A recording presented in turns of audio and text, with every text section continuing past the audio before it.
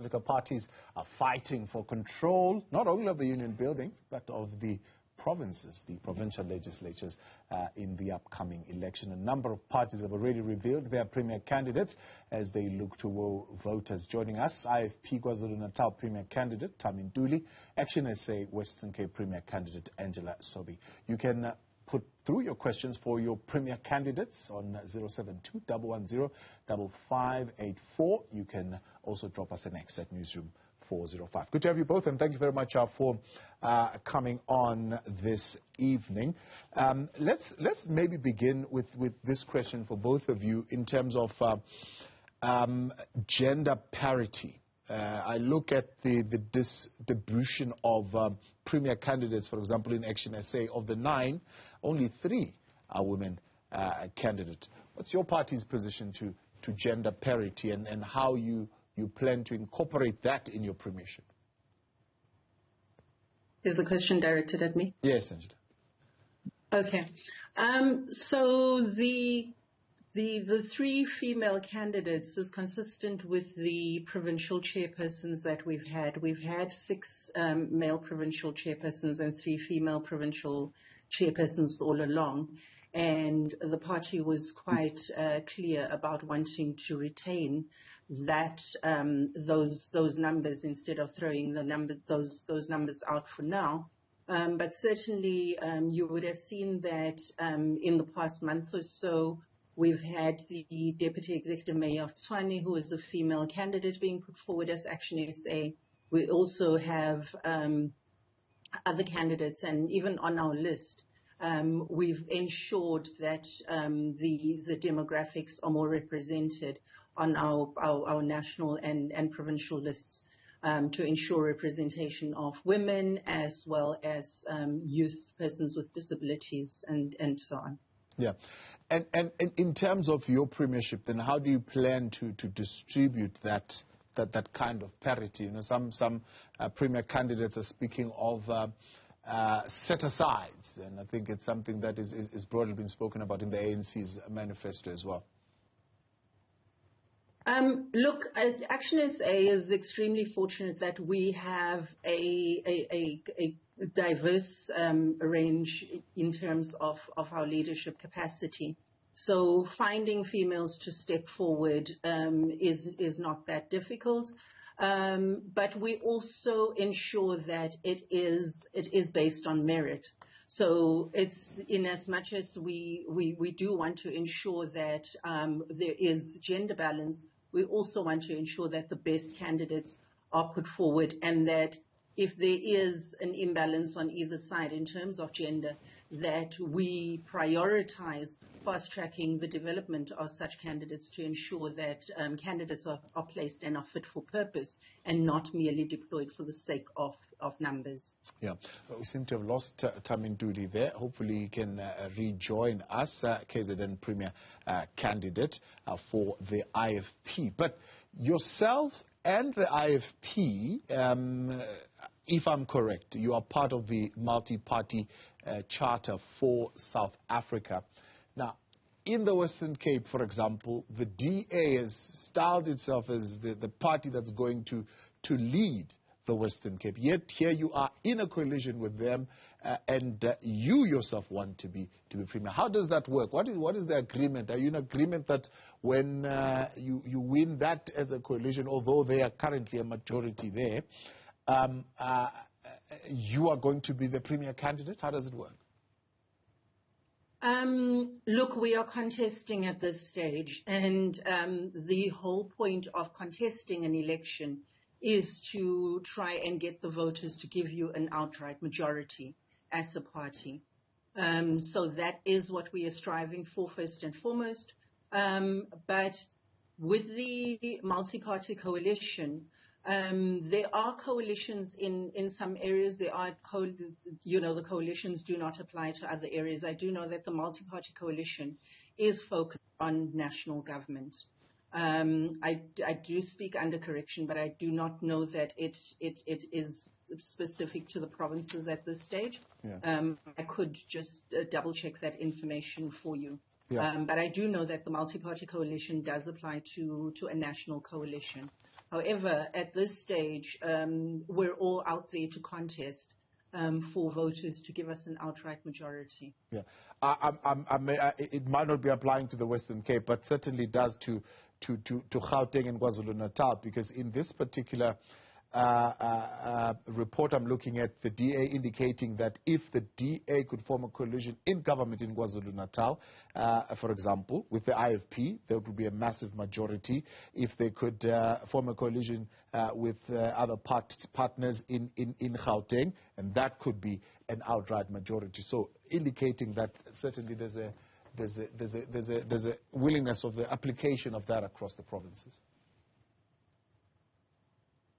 I guess, when partners in the multi-party coalition are in agreement to do whatever is necessary to ensure that we do unseat the governing party, and we do partner where the partnership agreement is quite clear, and we respect the provisions of the agreement and put the citizens first, then I think that, that would be in the best interests of voters. Yeah. Mpemba, I think you're back with us there. Let's just clear that with us as well. I mean, what's reverberating quite clearly here, in fact, is that KZN could be a Chris Papa's province where he's the premier candidate. But you are in this multi-party charter for South Africa. How are you approaching that? Because you yourself would want it to be a Thami Ntuli province, I suppose. No, good evening to yourself and to the viewers and to the colleague from FNC. When the arrangement that is current between parties in local government is not in fact suggesting that that is what will be taking place provincially, though if there is no clear win in the IFP, will be cooperating with other parties if there be no party that would be winning with 50+1%. However, as the IFP, as we are campaigning to govern KwaZulu-Natal, we are campaigning to get 50+1 votes so that we advance the mandate of the people of KwaZulu-Natal, so that we continue from where we actually left. Hence, we had previously 3 premiers in this province, and there is a lot of work that we did for the people of KwaZulu-Natal even prior to that. Hence, our campaign is not focusing to the arrangement of cooperation. However, if circumstances that will compel us for such an arrangement, then we will consider parties that we are like-minded in terms of the principles and understanding what the people of KwaZulu-Natal really needs, and in terms of even understanding what to fix in the province of KwaZulu-Natal, so that the people of KwaZulu-Natal will have again a province that will inspire hope about the future. Yeah. In terms of gender parity, the IFP is a party viewed as largely male-heavy, male-dominant. How are you approaching the gender parity question within the party? Well, even currently, when you look at the members of the National Parliament and also even in the legislature here in KwaZulu-Natal, you'll find that the women are represented, and also the youth, they are also represented. And even in our policy, as we are busy with the completion of the list from the structures, we'll be looking at the principles that are guiding the codes for gender and also for the youth. Yes, Mpemba, go ahead. We still hear you. Yes, I was actually mentioning that we always prioritize the issue of the gender to ensure that they're well represented, the women are represented, and everyone is represented, and even to ensure that the youth are also part of, and going forward, the same will apply. Right. Angela, let's come back to you, especially in the Western Cape. There are some who are saying the parties that you would be contesting against are for the, lack of a better word, cessation, right, of the Western Cape, particularly outside of the rest of South Africa. What is your approach to that question? As Action SA, we do not support Cape independence.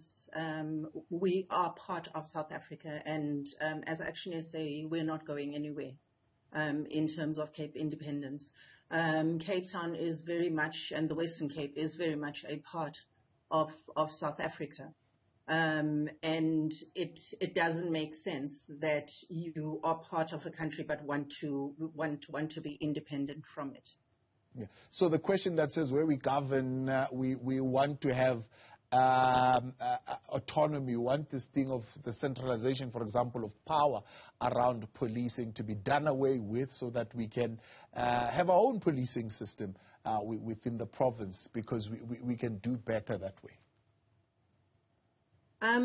We understand some of the challenges in terms of when politics get played at the expense of citizens, of South African citizens, and the conditional support or withholding of conditional support.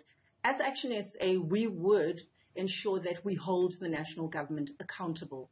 We do believe that in provinces such as the Western Cape, with regards to gangsterism and crime and substance abuse specifically, that it would be very helpful to have a devolution, somewhat of a devolution of powers, to enable the province to do whatever it needs to do and give it a bit more agility than to have to rely on national government to make to be more responsive to the issues of the province.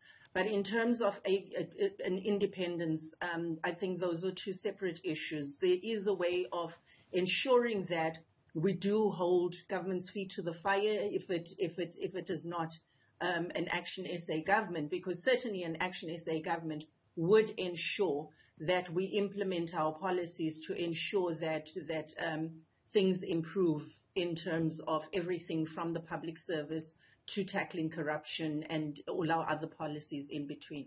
Yeah, your questions for them on 072-110-558. From Pemba, the question of relief that comes from national, reliance on national, for example, especially in KwaZulu-Natal, when we are speaking on the question of floods, most of the time we're hearing this disconnect and this back and forth, and I'm sure you'd even be aware in your other hat as chair of SALGA, of when, for example, relief funding is released to provinces to be able to release to municipalities to be able to respond to some of these challenges. How do you better think that interface can be managed?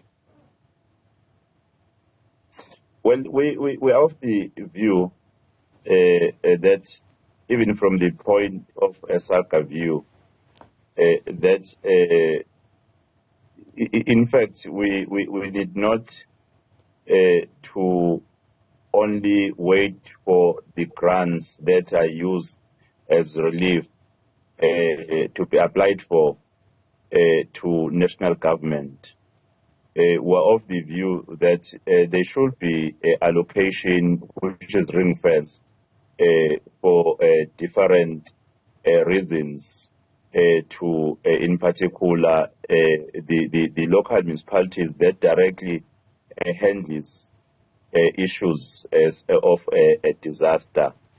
However, at a provincial level, I think the cooperation between government and the private sector is quite very important, so as to ensure that a private sector invests in the infrastructure, either in an infrastructure where there's been a disaster, because it is their interest, in fact, that for their business to operate conducively, all the infrastructure that are there are maintained and they are working so as to make life easy for the business sector, for the private sector. It's important then that the partnership or the collaboration between government and private sector is actually encouraged were of that view that that's one area that we might have not tapped to as government to, in fact,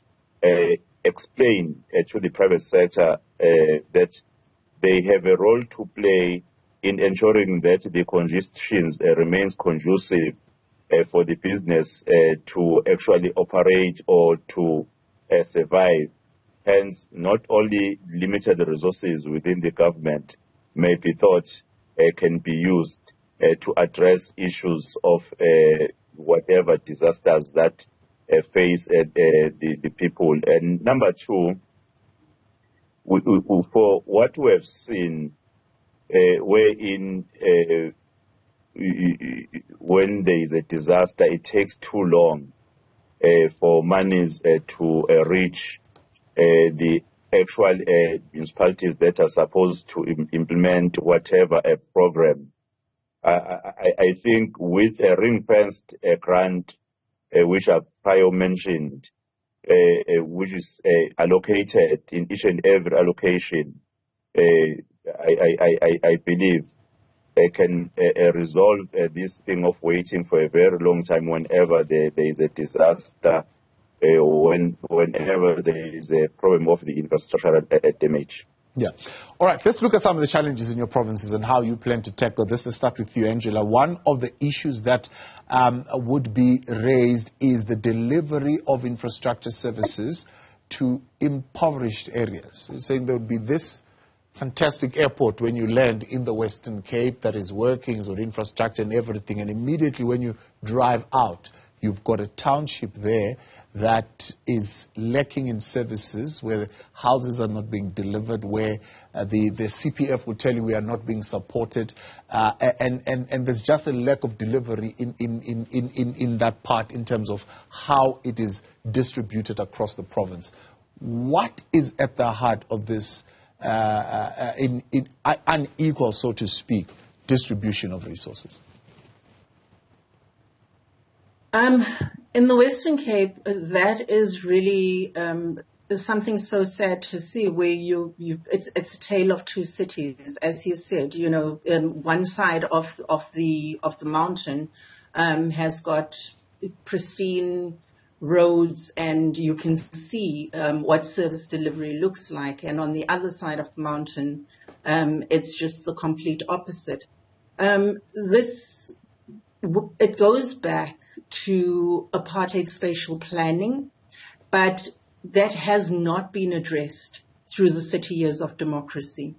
Under apartheid, there was the Group Areas Act that saw people being moved from your District 6, from your areas closer to the city center, that were moved to the periphery of the city, your Cape Flats, your Mitchell's Plain, your Khayelitsha's, and so on.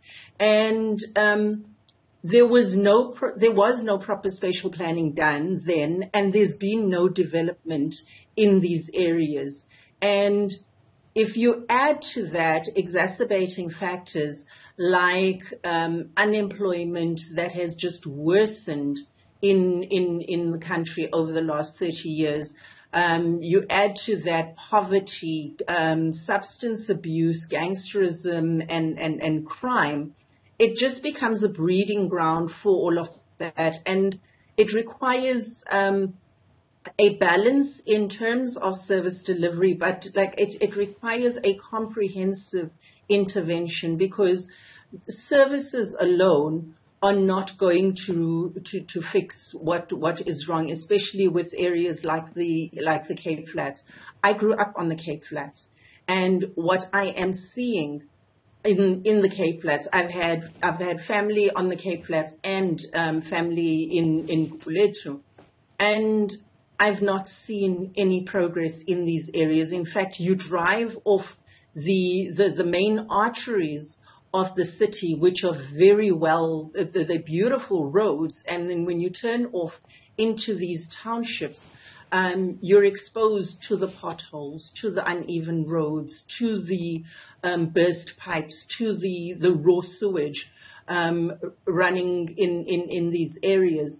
And just these areas have not, they've not been reached in terms of services. I went and looked at a train station on the Mitchell's Plain line. There are stations there that have been shut down, that are currently not in service, that have been vandalized, where you've got entire communities squatting on the railway line and along the stations, and the infrastructure has been stripped completely. But the impact on already impoverished communities that are living this far out of town is that people now have to resort to taxis, which are that much more expensive and take that much longer to get them to the city centers, and they spend a huge chunk of their already limited incomes. Okay.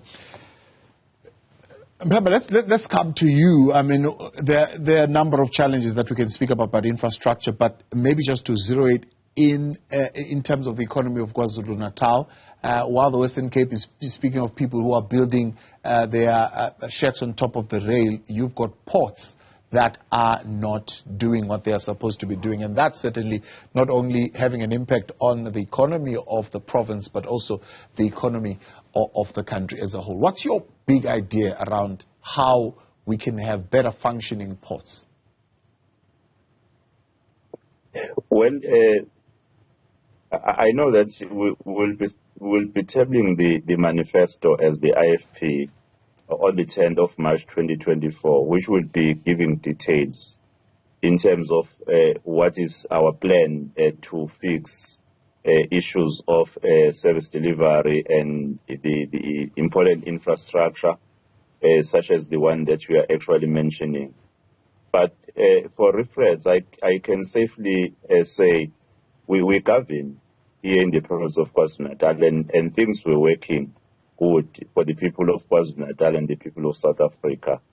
When we talk about the infrastructure, we have invested a lot of infrastructure in the province of KwaZulu-Natal, which even today is serving as the baseline for operation, and is the only infrastructure in the main that is still able to keep the province going. We understand that the issue of how ports are managed, even when you talk about other institutions of economy in the province, it's important how ports are actually appointed, who is appointed, who sits there.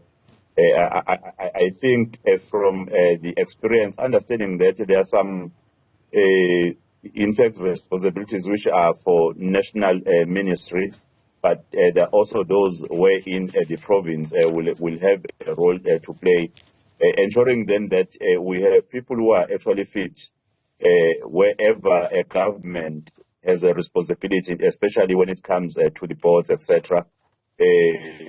Then having right people there, people who understands the work, who are fit for the work, will ensure that we are able to resuscitate the operations of and the viability of any infrastructure such as the one that you are mentioning. Yeah, indeed. And as you put it, the approach for those who are selected to these boards, there's been a lot of debate around the question of whether cadre deployment is constitutional or not, and parties have been back and forth. But what is coming out is that I don't think many political parties in the country would disagree with the fact that they would want to put individuals in key positions that are going to be supportive of the policies that they propagate. Is the IFP any different on that question? You see, the IFP believes that for important responsibilities, you must have people who are fit for the purpose in terms of the expertise, if qualifications are required in terms of the qualifications. Even when I was appointed or elected as the chairperson of SALCA, the issue of provincialization and depolitization of local government became the first important agenda, so as to improve the quality of services that are provided by a local government.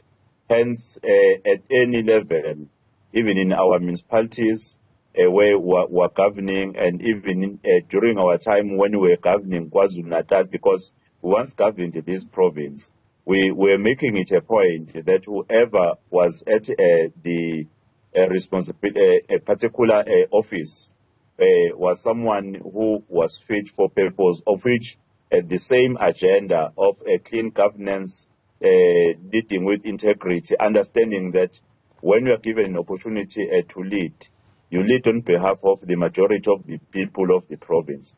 Hence, whatever decision you make must ensure that they will give assurance to the realization of what the people expect as a mandate to yourself as a leader in that particular province. We believe the issue of cadre deployment really it destroys because it deprives the expertise and the qualifications where whenever a qualification is necessary, that will be able to deliver exactly what you aspire to deliver. Yeah. Angela, the other issue, I suppose, that you'll be confronted with in the Western Cape is the education question and how the province has been performing in terms of the final results. And others are saying if you look at where the performance is the lower quintile schools that have produced, even though they do not have support. But if they certainly can be supported, more can be done. What is the big idea around how you want to approach education? Action SA has put together a really, really good policy on education that seeks to ensure that education is a function that is supported by national, that there's intergovernment support in terms of education, so that every child has got an opportunity for education. A lot of the schools in the township areas and areas like the Cape Flats are still quite, they still, find themselves in the throes of gangsterism and substances being sold at the schools and so on. So there is an intervention that needs to take place there. The quality of education in terms of our policy is one where we're very clear that we want to ensure that schools are places for learning and not for cadre deployment. We want to ensure that our schools have got fit-for-placement teachers, that our educators are qualified to teach what they are teaching, and that we reintroduce your school inspectors, but that early childhood development also takes quite a focus in terms of the basis for foundation phase education, and to ensure that children, as they progress through school, are actually they come out on the other end educated. We want to ensure that the Pearls report that we received in 2023 is one of the last reports that indicates that our 8 out of 10 grade 4 learners cannot read for meaning. We want to ensure that from early childhood development into foundation phase and throughout school, that we reintroduce curriculum that supports children in terms of numeracy and literacy. We want to ensure that we reintroduce learning streams. We want to ensure that learners come out of matric equipped with basic life skills, and that our education system supports a conducive learning environment for our learners. Certainly, we do not want our schools to, where you've got some schools where the infrastructure is good and you've got other schools where they don't even have flushing toilets. That should be a thing of the past. And just ensure that education is exactly what it's meant to be. Yeah. Where our children can be children, where they are safe from gangsterism, from substance abuse, from sexual predators, and that they're just there to learn, and that it's a conducive environment. Yeah. The question, of course, when you look at KwaZulu-Natal, and I suppose in other parts of South Africa as well, where you find rural communities, is the question of high cost of living. It's the question of joblessness. Is the question of dealing with poverty. the big idea that you have when others are speaking of extending the social security network, how do you plan to support those families in rural parts of KwaZulu-Natal as the Premier? Like I said, for now, one can speak of what the IFP has been doing and is capable of doing. Because as the IFP, we believe that it's important to support businesses which are located either in township and in rural communities. It's important to ensure that the local economic development becomes a priority, because in return, the issue of